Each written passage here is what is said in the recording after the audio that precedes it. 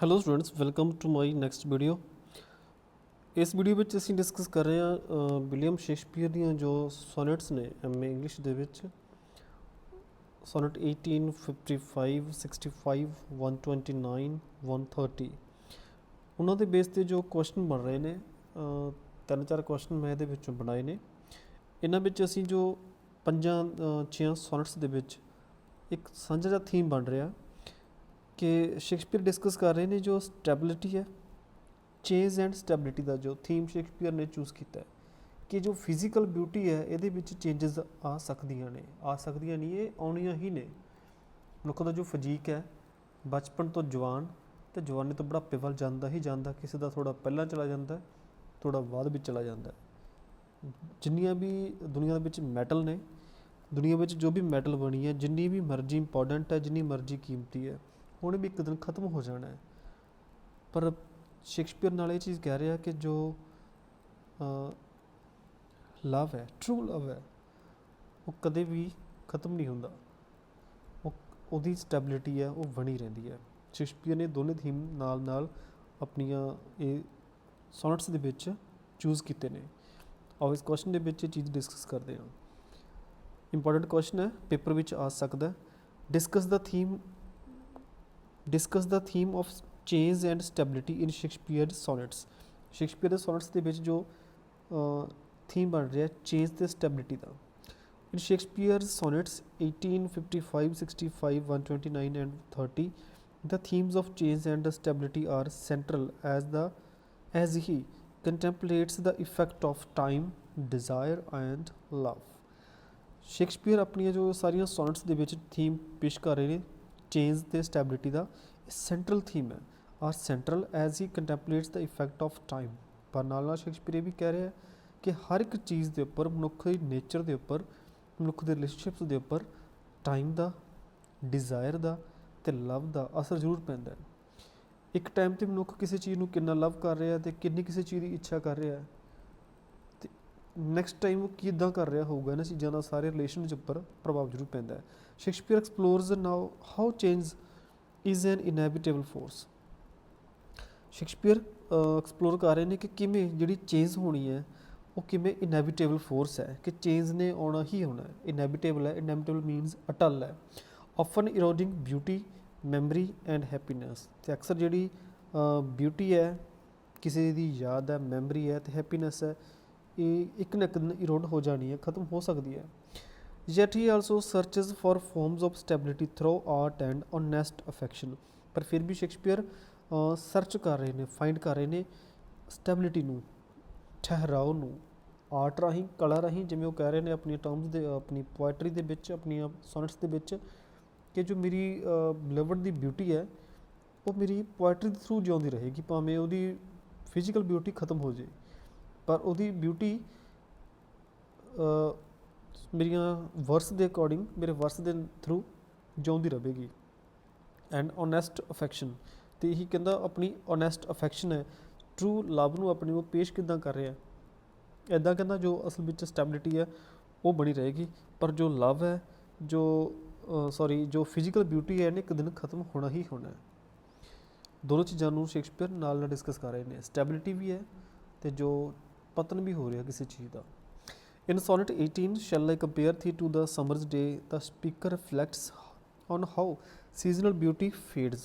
Poet कह रहा है कि जो सीजनल ब्यूटी है मीनस कुछ सीजन ਲਈ आई है, मनुख के उपर आई है, जवानी आई है, ਜਾਂ ਜਿਵੇਂ जो भी दुनिया के उपर चीज़ां ਬਣਦੀਆਂ ने कुछ टाइम ਲਈ हर एक चीज़ के उपर एक दोपहर आती है। मैं दोपहर कहना चाहूँगा, हर एक चीज़ के उपर कुछ समय ਲਈ एक दोपहर आती है, मीनस वो ब्यूटी एक पीक ते होंदी है, पर उदों बाद विच वो घटनी शुरू हो जाती है। एम्फेसाइजिंग नेचर चेंजेस, कि नेचर हर एक चीज़ के चेंज लैके आती है।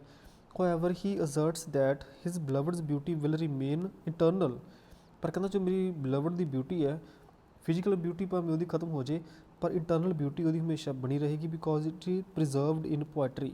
कहना क्योंकि मैं अपनी बिलवड की ब्यूटी को पोएट्री में साम के रखांगा।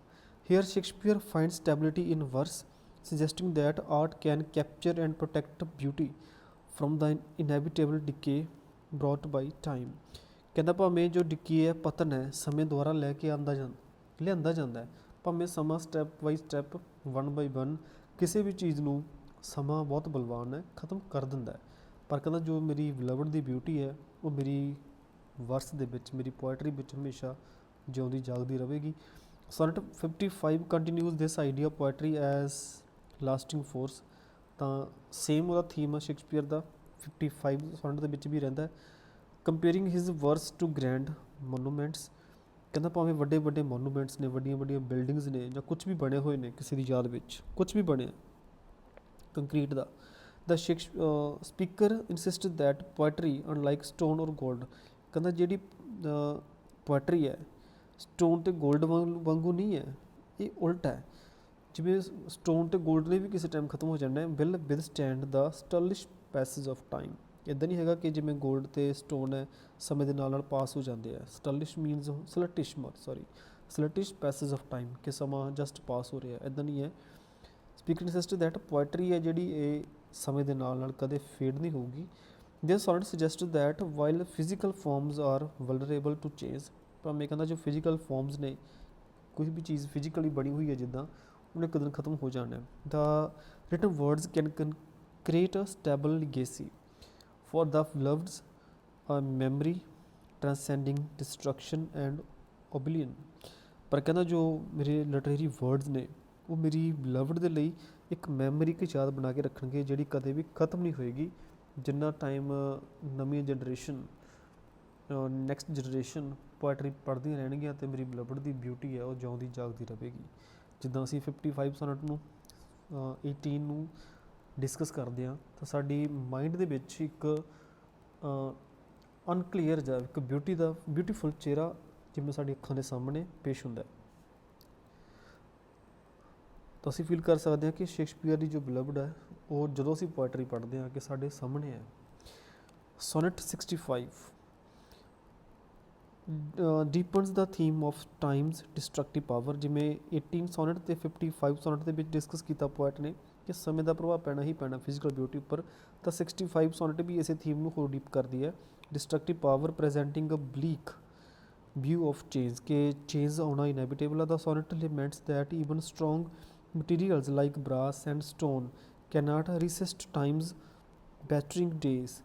ਕਹਿੰਦਾ ਜੋ ਕਾਫੀ ਸਟਰੋਂਗ ਮਟੀਰੀਅਲਸ ਨੇ, ਬਰਾਸ ਹੈ ਜਾਂ ਸਟੋਨ ਹੈ, ਕੁਝ ਵੀ ਹੈ ਦੁਨੀਆ ਦਾ, ਸਮੇਂ ਦੇ ਮੂਹਰੇ ਟਿਕ ਨਹੀਂ ਸਕਦਾ। ਸਮਾਂ ਇੱਕ ਨਾ ਇੱਕ ਦਿਨ ਇਹਨਾਂ ਨੂੰ ਖਤਮ ਕਰ ਦਿੰਦਾ। Shakespeare questions whether anything can withstand time, but again he returns to poetry.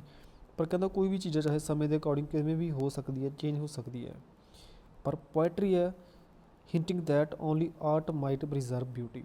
ਪਰ ਕਹਿੰਦਾ ਪੋਇਟਰੀ ਇੱਦਾਂ ਦੀ ਚੀਜ਼ ਹੈ ਜਿਹਦੇ ਵਿੱਚ ਕਿਸੇ ਚੀਜ਼ ਨੂੰ ਜੇ ਅਸੀਂ ਬਿਊਟੀਫੁਲੀ ਬਿਆਨ ਕਰਾਂਗੇ, ਪੇਸ਼ ਕਰਾਂਗੇ, ਤਾਂ ਉਹ ਸੇਮ ਦਾ ਸੇਮ ਰਹਿਣਾ, ਕਦੇ ਵੀ ਫੇਡ ਨਹੀਂ ਹੋਏਗਾ।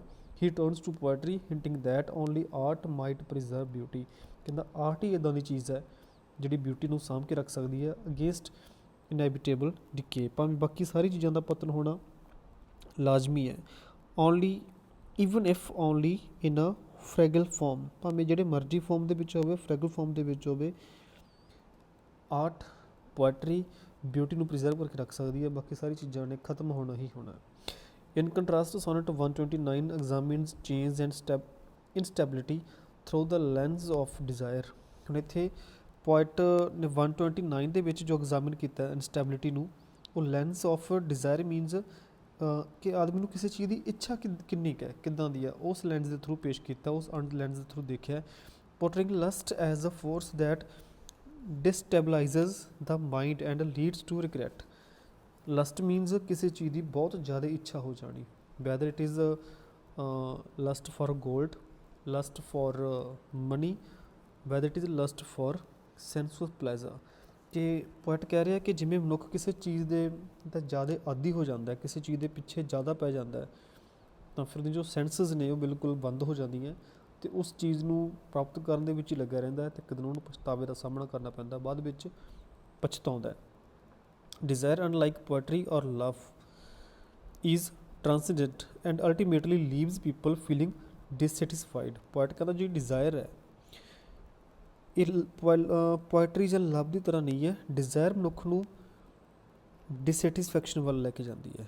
ਡਿਜ਼ਾਇਰ ਹੋਣੀ, ਕਿਸੇ ਚੀਜ਼ ਦੀ ਇੱਛਾ ਹੋਣੀ ਅਤੇ ਉਹਦੀ ਪੂਰਤੀ ਹੋਣੀ, ਇਹ ਦੋਨੇ ਚੀਜ਼ਾਂ ਇਕੱਠੀਆਂ ਨਹੀਂ ਹੁੰਦੀਆਂ। ਹਰ ਇੱਕ ਡਿਜ਼ਾਇਰ ਮਨੁੱਖ ਦੀ ਪੈਦਾ ਨਹੀਂ ਹੁੰਦੀ, ਪੂਰਤੀ ਨਹੀਂ ਹੁੰਦੀ, ਪੂਰੀ ਨਹੀਂ ਹੁੰਦੀ। ਪਰ ਪੋਇਟਰੀ ਹੈ ਜਿਹੜੀ, ਉਹਦੇ ਵਿੱਚ ਸਾਂਭਿਆ ਹੋਇਆ ਲਵ ਜਾਗਦਾ ਰਹਿੰਦਾ ਹੈ, ਜਾਂ ਕਿਸੇ ਲਈ ਆਪਣੇ ਮਨ ਦੇ ਵਿੱਚ ਤਿਆਰ ਕੀਤਾ ਹੋਇਆ ਲਵ ਇੱਕਦਮ ਜਾਂ ਅਚਾਨਕ ਕਦੇ ਵੀ ਫੇਡ ਨਹੀਂ ਹੁੰਦਾ। ਰਿਲੇਸ਼ਨ ਟੁੱਟ ਸਕਦਾ ਪਰ ਲਵ ਨਹੀਂ ਕਦੇ ਟੁੱਟਦਾ। ਇਲਸਟ੍ਰੇਟਿੰਗ ਦਾ ਵੋਲਟਾਈਲ ਨੇਚਰ ਆਫ ਹਿਊਮਨ ਪੈਸ਼ਨਸ, ਇਹਦੇ ਵਿੱਚ ਪੋਇਟ ਹਿਊਮਨ ਨੇਚਰ ਦਾ ਜੋ ਪੈਸ਼ਨਸ ਨੇ, ਹਿਊਮਨ ਨੇਚਰ ਦੇ ਵਿੱਚ ਪੈਸ਼ਨਸ ਨੇ, ਜਨੂਨ ਹੈ ਕਿਸੇ ਚੀਜ਼ ਪ੍ਰਤੀ, ਉਹਨੂੰ ਡਿਸਕਸ ਕੀਤਾ, ਪੇਸ਼ ਕੀਤਾ। ਉਮੀਦ ਹੈ ਤੁਹਾਨੂੰ ਵੀਡੀਓ ਪਸੰਦ ਆਈ ਹੋਏਗੀ। ਕਮੈਂਟ ਕਰਕੇ ਜ਼ਰੂਰ ਦੱਸਿਓ। Thank you.